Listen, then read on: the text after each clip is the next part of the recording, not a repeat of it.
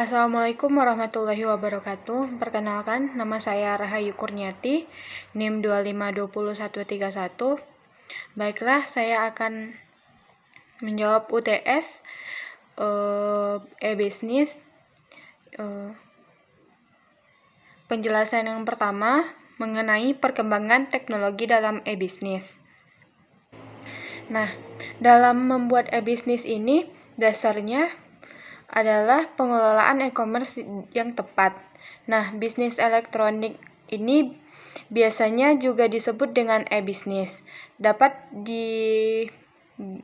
didefinisikan penerapan teknologi informasi dan komunikasi untuk mendukung seluruh kegiatan usaha. Nah, elektronik e-commerce ini berfokus pada penggunaan ICT untuk mengaktifkan kegiatan eksternal dan hubungan bisnis dengan individu, kelompok, dan usaha lainnya. E-bisnis ini melibatkan proses bisnis yang mencakup pembelian elektronik, manajemen rantai suplai, pemrosesan order elektronik, penanganan pelayanan pelanggan, dan bekerja sama dengan mitra bisnis lainnya. Nah, standar teknis untuk e-bisnis ini memfasilitasi pertukaran data antara perusahaan. E-bisnis memiliki solusi perangkat lunak yang memungkinkan integrasi proses perusahaan intra dan inter-bisnis. Nah, e-bisnis ini dilakukan dengan menggunakan web, internet, intranet, extranet, dan beberapa kombinasi dari semuanya. Nah, perdagangan elektronik atau e-commerce ini merupakan atau memiliki pengertian proses pembelian, mentransfer atau bertukar produk, jasa, dan informasi melalui jaringan komputer, termasuk juga internet. Nah, e-bisnis ini memiliki beberapa aplikasi yang dibagi menjadi 3 kategori. Yang pertama, bisnis internal system. Yang kedua, perusahaan komunikasi dan kolaborasi. Yang ketiga, perdagangan elektronik. Nah, dari tiga pembagian aplikasi tersebut, ada pun pembagian bisnis internal system, yaitu manajemen hubungan pelanggan, sumber daya perusahaan, manajemen sumber daya manusia, dan manajemen dokumen. Nah, untuk yang kedua, perusahaan komunikasi dan kolaborasi. Terdapat juga beberapa bagiannya, yaitu digital workforce, VoIP, email, voicemail, web conferencing, dan content management system. Nah, dalam yang ketiga, perdagangan elektronik, ada juga pembagiannya, yaitu internet shop, toko internet, manajemen rantai suplai, pemasaran offline, pemasaran online. Nah, e-bisnis ini memiliki beberapa model. Nah, ada beberapa model dalam e-bisnis ini. Yang pertama, e-shop, e-commerce, procurement, emails, e-audience, virtual communities, collaboration platform, third-party marketplace, value chain integrators, telecommunication, informasi brokerage, dan customer relationship. Nah, pada submateri ketiga, klasifikasi e-bisnis berdasarkan penyedia dan konsumen. Nah, e-bisnis atau elektronik bisnis, definisinya aktivitas yang berkaitan secara langsung maupun tidak langsung dengan proses pertukaran barang, jasa, dengan memanfaatkan internet sebagai medium komunikasi dan transaksi. Nah, dalam e-bisnis ini, aplikasi teknologi internet yang merambah dunia bisnis internal melingkupi sistem pendidikan, pelanggan, pengembangan produk, dan pengembangan usaha. Nah, adapun beberapa klasifikasi e-bisnis dalam kategorinya antara lain business to business, business to customer, business to employer, business to government, government to business, government to government, government to citizen, customer to customer, customer to business. Nah, Detikcom ini merupakan sebuah konsep berita instan yang ringkas tapi berkembang terus-menerus yang sebagai perpaduan antara sifat dan ciri radio dan televisi yang memiliki waktu tayang atau siar yang lebih panjang ketimbang surat kabar. Nah, pada submateri keempat, perbedaan istilah e-commerce dan e-bisnis. E-commerce diartikan secara umum yaitu segala bentuk transaksi perdagangan atau perniagaan barang atau jasa menggunakan media elektronik. Nah, untuk e-bisnis e-bisnis ini adalah implementasi pertukaran barang dan jasa melalui medium elektronik, medium atau media elektronis. Nah, dengan adanya e-bisnis ini, perusahaan dapat menurunkan total biaya pengeluaran operasional tetap. Banyak potensi sumber pendapatan baru ditawarkan oleh konsep e-bisnis. Nah, e-bisnis ini memiliki berbagai data statistik yang menunjukkan kian tingginya nilai bisnis yang terjadi di dunia maya yang perlahan-lahan tumbuh menyaingi apa yang terjadi dalam dunia nyata. Nah, ruang lingkup pengertian e-bisnis ini memiliki atau menggunakan 4W. Yang pertama, dimensi watt, yang kedua, dimensi wu, yang ketiga, dimensi where, yang keempat, dimensi why. Nah, yang pertama, dimensi watt. E-bisnis itu tidak sama dengan e-commerce, tetapi banyak orang yang mengira e-bisnis itu sama dengan e-commerce. Namun secara prinsip, pengertian e-bisnis ini jauh lebih luas dari e-commerce, bahkan secara filosofis. Nah, e-commerce ini merupakan bagian dari e-bisnis. Nah, e-commerce ini fokus pada aktivitas atau mekanisme transaksi yang dilakukan secara elektronik atau digital. Namun, pada e-bisnis ini wilayahnya jauh lebih luas, termasuk dalamnya aktivitas relasi antara dua entiti perusahaan, interaksi antara perusahaan dengan pelanggan, kolaborasi antara perusahaan dengan mitra bisnis lainnya, pertukaran informasi antara perusahaan pesaing dengan para pesaing usahanya, dan sebagainya. Nah, dengan adanya internet ini memungkinkan perusahaan untuk menjalin komunikasi langsung maupun tidak langsung. Nah, yang kedua ada dimensi wu. Nah, seperti dimensi wu atau dimensi kenapa, pertanyaan yang muncul adalah siapa saja yang terlibat dalam e-bisnis ini. Nah, yang terlibat dalam e-bisnis ini ada 7, yaitu agen, bisnis, customer, device, employee, family, dan government. Nah, semua pihak atau entiti yang melakukan interaksi dalam sebuah sistem bisnis atau serangkaian proses bisnis merupakan pihak-pihak yang berkepentingan dalam ruang lingkup e-bisnis. Nah, yang ketiga ada dimensi where. Orang-orang mempertanyakan di mana kegiatan e-bisnis ini dilakukan.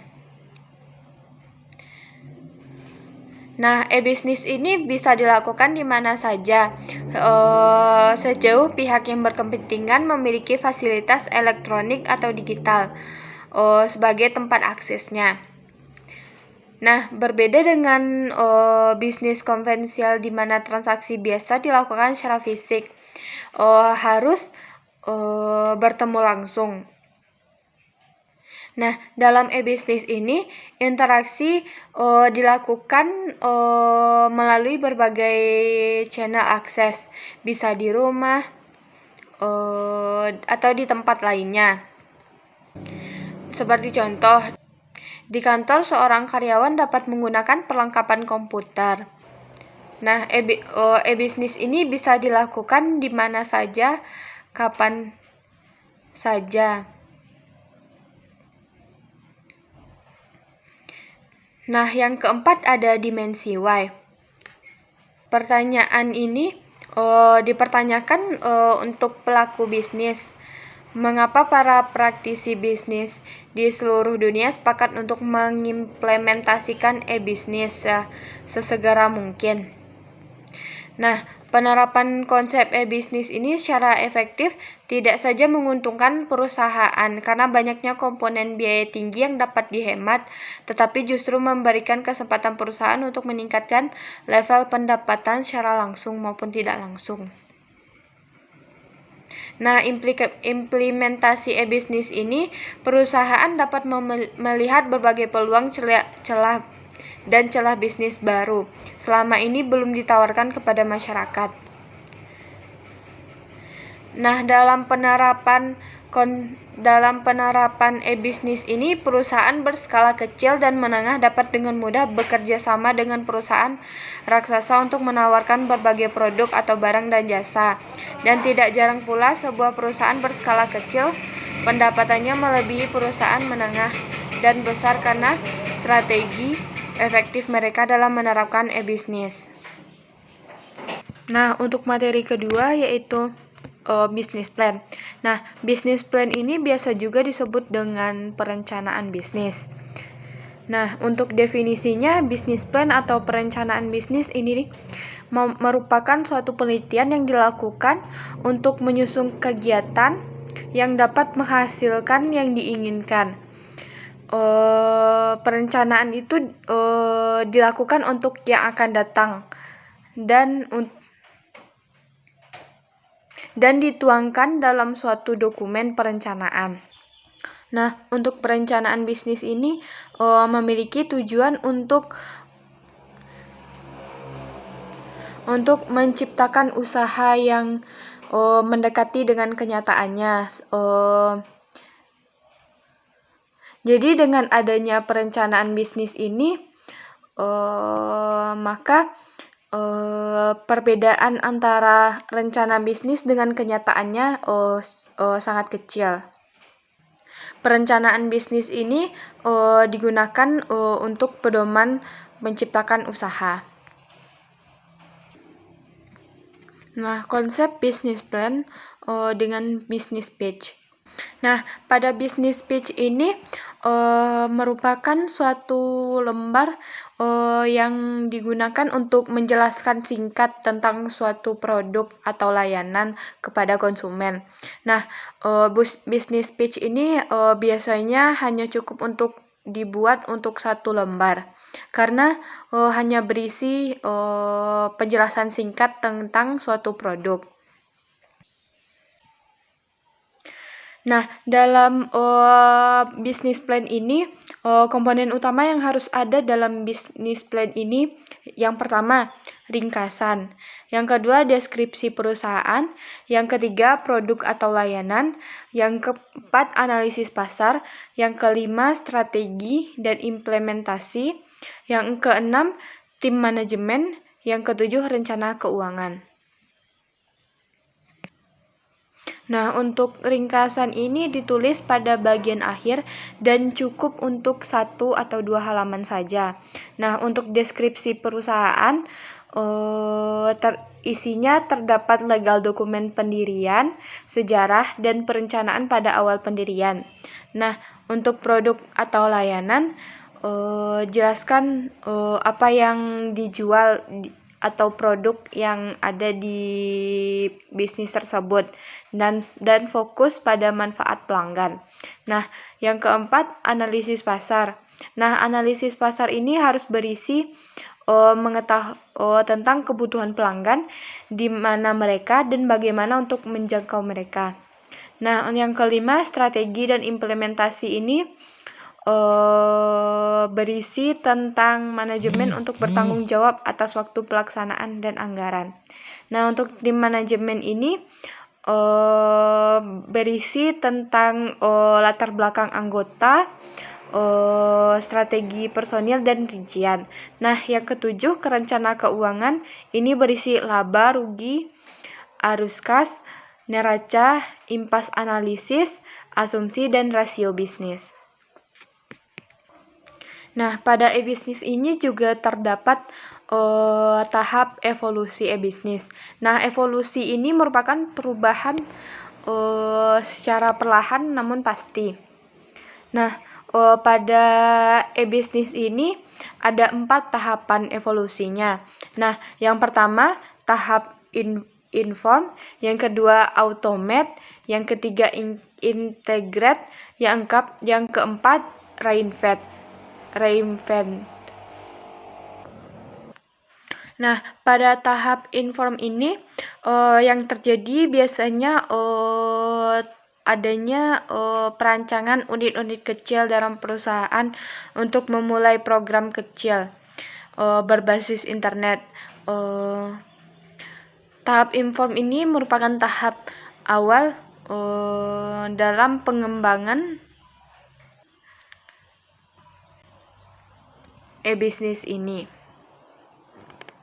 Nah, pada tahap inform ini merupakan tahap awal, dan dalam tahapan ini biasanya adanya pembangunan program-program kecil dan unit-unit kecil menggunakan internet. Nah, guna dari membangun program-program ini berbasis internet adalah untuk menekan biaya, misal seperti biaya kurir. Jadi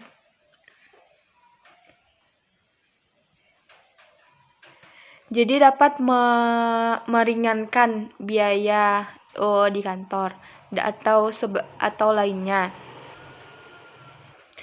Nah, yang kedua ada tahap automate. Nah, pada tahap ini beberapa unit dalam perusahaan telah mengimplementasikan konsep bisnis ini. Nah, dalam pengimplementasiannya ini para karyawan atau pekerja menjadi lebih mudah dalam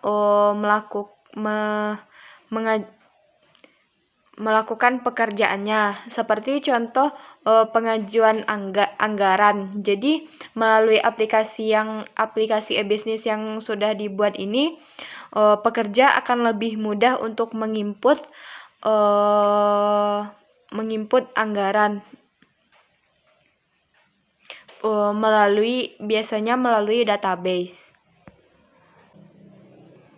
Nah, yang ketiga ada tahap integrate. Nah, pada tahap ini aplikasi e-bisnis ini memiliki pengembangan. Pengembangan ini berupa mengintegrasikan proses bisnis dari suatu perusahaan ke perusahaan lain atau ke entity-entity yang lainnya yang ada di luar perusahaan. Nah, contohnya seperti pada pengiriman paket, jadi seperti pelanggan atau pembelinya nanti bisa melacak paket yang ia miliki berada di mana saat sekarang ini. Nah, dalam tahap reinvent ini perubahan yang terjadi mendasar pada manajemen perusahaan, terutama yang berkaitan dengan cara melihat bisnis yang ada. Nah, pada tahap ini perusahaan ini akan lebih banyak menawarkan jasa atau barang yang sebelumnya belum ada. Nah, selanjutnya dalam menjalankan suatu bisnis ada beberapa langkah awal yang bisa dilakukan. Nah, yang pertama melakukan brainstorming. Yang kedua melakukan survei offline dan online. Nah, yang ketiga menentukan nama dan logo perusahaan beserta filosofinya. Nah, yang keempat, melakukan kerjasama dengan UKM atau pengusaha lainnya. Nah, yang kelima, mempersiapkan katalog produk. Yang keenam, mempersiapkan hosting dan domain perusahaan. Nah, yang terakhir, search engine optimalize atau bisa disebut SED. Nah, pada langkah yang pertama yaitu melakukan brainstorming. Nah, untuk melakukan brainstorming ini memiliki teknik brainstorming. Nah, teknik brainstorming ini merupakan teknik yang bisa menghasilkan gagasan yang untuk mencapai suatu tujuan atau mengatasi segala sesuatu masalah atau hambatan yang terjadi. Nah, kegiatan brainstorming ini mendorong banyaknya gagasan.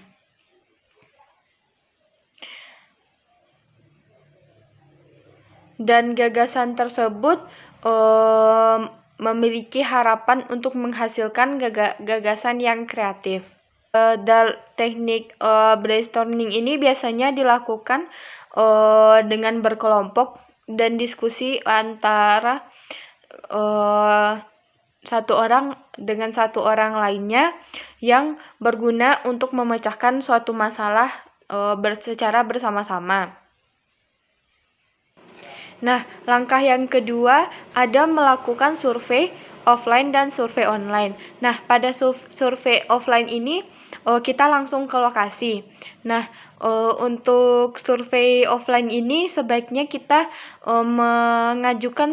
mengajukan proposal untuk survei terlebih dahulu agar tidak ada masalah yang terjadi. Seperti biasanya tim akan memfoto atau bagaimana, tetapi ternyata tidak diizinkan. Nah, pada survei online ini dilakukan dengan mengunjungi website perusahaan. Nah, guna dari survei ini untuk mencari gambaran tentang persaingan antara perusahaan atau perbedaan antara perusahaan yang lainnya. Nah, langkah yang ketiga ada menentukan nama dan logo perusahaan beserta filosofinya. Nah, dalam menentukan nama dan logo perusahaan biasanya dilakukan bersama tim atau kelompok. Baiknya sebuah tim perusahaan segera untuk menentukan nama perusahaan beserta logo perusahaan dan juga filosofi mewakili tujuan tim atau perusahaan tersebut. Nah, untuk langkah keempat ada melakukan kerjasama dengan UKM atau perusahaan lainnya. Nah, tujuan dari melakukan kerjasama ini untuk mengurangi biaya operasional yang terlalu tinggi untuk memproduksi suatu barang atau jasa. Nah, manfaat dari melakukan kerjasama dengan UKM atau pengusaha lainnya agar terdapat jaringan usaha yang lebih luas dan tanpa harus takut menanggung biaya produksi yang tinggi. Nah, untuk langkah yang kelima ada mempersiapkan katalog produk. Nah, katalog produk ini merupakan gambaran tentang produk-produk yang ditawarkan. Jadi katalog ini harus disiapkan dengan detail.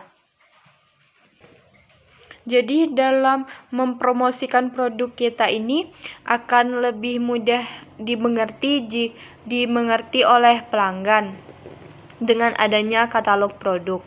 Jadi dalam katalog produk ini menjelaskan bagaimana fungsi dan tujuan dari produk yang akan dijual. Nah, pada langkah yang keenam ada mempersiapkan hosting dan domain perusahaan. Nah, biasanya setiap perusahaan ini menyiapkan hosting dan domain perusahaan. Hal ini bertujuan untuk kelangsungan dari usaha itu sendiri berguna untuk melakukan branding. Nah, pada langkah yang ketujuh ada SED. Nah, tujuan dari melakukan SED ini adalah untuk mengetahui di mana posisi perusahaan kita yang dilihat dari search engine. Nah, pada materi ketiga ada macam-macam bisnis di internet. Bisnis di internet ini ada 5 macam. Yang pertama, bisnis hosting dan web hosting. Yang kedua, bisnis flipping site atau website flipping. Yang ketiga, bisnis forex trading. Yang keempat, bisnis pay to click. Yang kelima, bisnis pay to review. Hosting atau web hosting ini merupakan layanan jasa tempat di internet yang memungkinkan perusahaan menyimpan file-file website di dalamnya. Nah, perusahaan tersebut dapat menampilkan layanan, data, atau produknya di dalam website itu. Nah, dengan kata lainnya, web hosting ini sebagai ruangan server untuk penyimpanan data berupa hard disk. Nah, pengusaha web hosting ini kemudian menghubungkan server milik perusahaan penyedia jasa internet agar situs-situs dari penyewa dapat selalu diakses di dunia maya selama 24 jam. Nah, ada beberapa tingkatan yang harus dilalui untuk memulai bisnis web hosting ini. Yang pertama web design, yang kedua reseller hosting, yang ketiga VPS atau virtual private system, yang keempat dedicated. Nah, untuk web design ini biasanya ada pelayanan pembuatan web design atau jasa pembuatan website, mulai dari mendesain sampai mempublikasinya ke dalam sebuah hosting yang bisa diakses melalui internet. Nah, untuk bisnis ini membutuhkan biaya yang kecil karena yang dibutuhkan hanya komputer, keahlian mendesain website, dan koneksi internet. Nah, yang kedua, reseller hosting. Setelah bisa mendesain website ini, bisa atau dapat memulai bisnis hosting. Nah, untuk pengelolaan hosting ini bisa sekitar 40%. Nah, sedangkan untuk 60%-nya menjadi tanggungan dari pengelola server. Nah, yang ketiga ada VPS atau virtual private system. Nah, pada VPS ini pengusaha dapat mengelola server ini lebih leluasa. Jadi pengelolaannya sekitar 75% dan sedangkan untuk 25%-nya lagi menjadi tanggung jawab dari pengelola server. Nah, yang keempat ada dedicated. Pada tingkatan ini, mengelola bisnis hosting ini secara penuh. Pengelolaannya sekitar 98%, dan sedangkan untuk 2%-nya lagi biasanya milik data center yang digunakan untuk reboot manual bila terjadi kerusakan. Nah, macam-macam bisnis di internet yang kedua yaitu bisnis flipping site atau website flipping. Nah, pada website flipping ini kita bisa membeli sebuah domain dan membuat situs lalu menjualnya kembali. Nah, pada website flipping ini biasanya membuat banyak blog, tetapi tidak pernah terlintas di pikiran untuk menjual blog-blog. Nah, ada beberapa tipe website yang layak untuk di-flip atau dijual kembali, yaitu nice website atau content site. Yang kedua, artikel directory. Yang ketiga, web forums. Yang keempat, membership page site. Yang kelima, information product site. Nah, biasanya jika website yang dijual bisa memenuhi kriteria di atas, maka bisa dipastikan. Nah, yang ketiga ada bisnis forex trading. Bisnis forex trading ini merupakan pertukaran mata uang asing. Nah, dapat didefinisikan perdagangan mata uang kedua negara yang nilainya berbeda dari waktu ke waktu.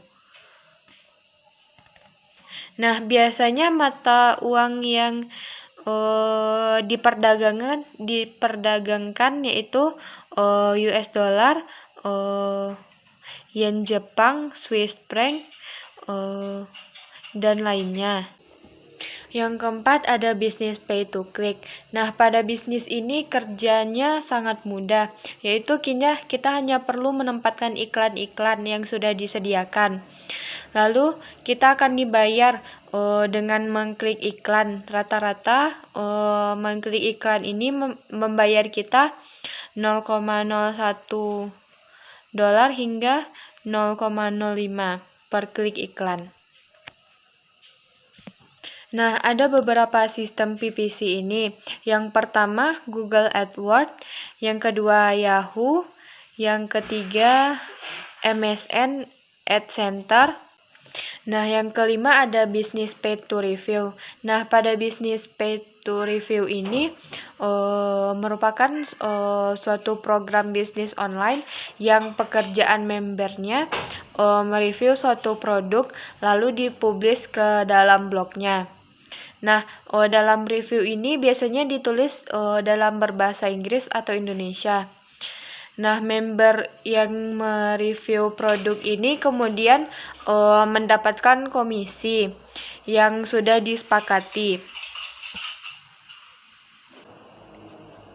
Sekian pemaparan materi saya untuk ujian lisan e-bisnis. Saya sudahi dengan Assalamualaikum warahmatullahi wabarakatuh.